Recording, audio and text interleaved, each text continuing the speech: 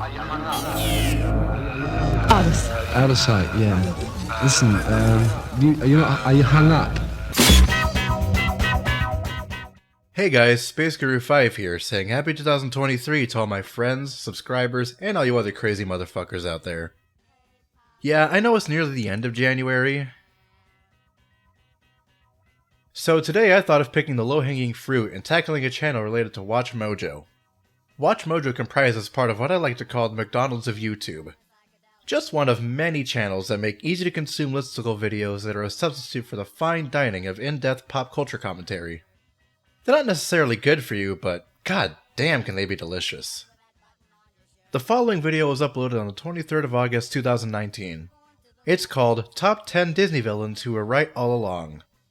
I'm not going to go through every single entry here, that's a job for my other friends, but I will pick out the number one entry just to really illustrate my general problems with this list. And if you can read the title of my video, you could probably guess that the number one entry is not Hans from Frozen. So let's take a peek, shall we?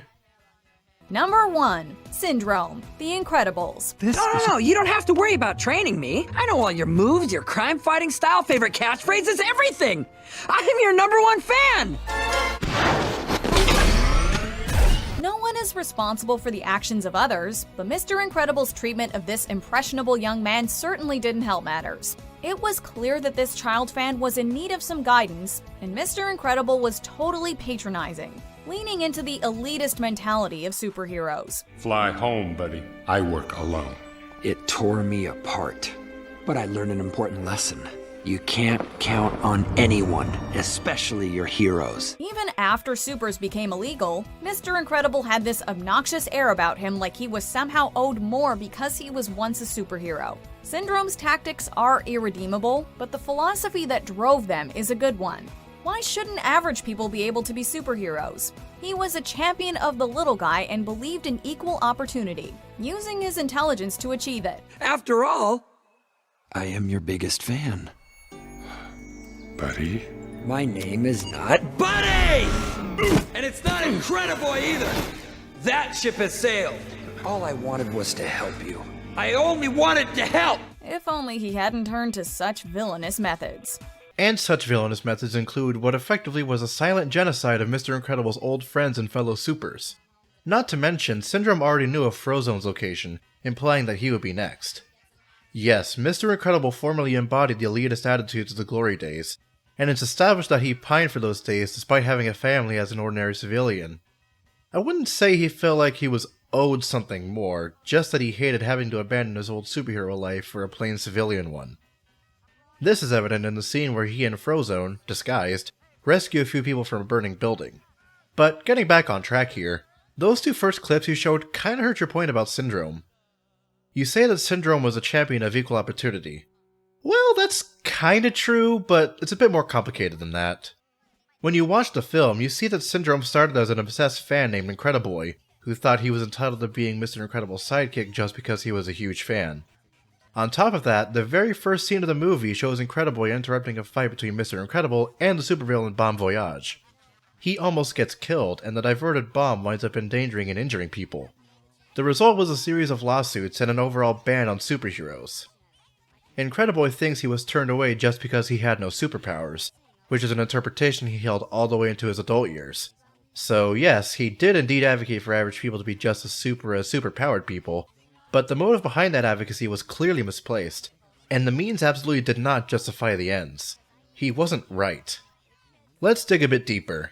Now, I know I'm nowhere near big enough as a content creator to have crazed fans follow me around and try to force me into letting me be their co-op partners or whatever the fuck. And really, I'm glad for that. Fans are not your friends. Now, don't get me wrong, I appreciate everyone who still watches my content all this time later. But you're not owed a single thing just because you happen to like my content or because you know my history and everything I've put out over the course of nearly 14 years. Just like how Syndrome wasn't entitled to being Mr. Incredible's sidekick just because he knew all about him. He wasn't owed that, he wasn't owed anything, really. And that's really what went wrong.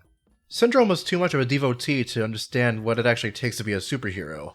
He focused more on Mr. Incredible's strengths and achievements, as well as being tantalized by his own potential glory, than the overall premise of being a hero and everything that entails. You could also argue Mr. Incredible lost sight of his own heroism once the glory days were over, too.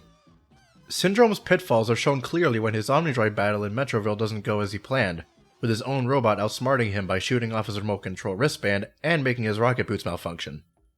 Yes, he showed a great amount of intelligence when he put the whole thing together. The infamous Chronos scene shows a methodology.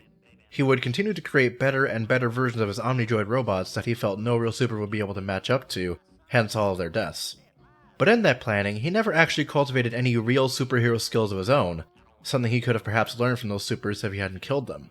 But no, let's take surface readings of the very things we're supposed to be analyzing and draw our half-baked conclusions based around them. It'll surely be worth more of those clicks. That's my main problem, really. This topic can be a great jumping off point for discussion about the underlying themes of pop culture media. It can make you think about things in a way that you may not have otherwise considered. Going in depth with this shit really can be worthwhile and get people to appreciate all the media surrounding us. Maybe it could even lead to self-discovery, and those underlying themes could speak to us like no movie ever could. And what do we get here? Just some crap that completely misses the point and misinterprets what it is we're looking at. Well, what'd you expect from McDonald's anyway? Now pass me the damn ketchup already, jeez.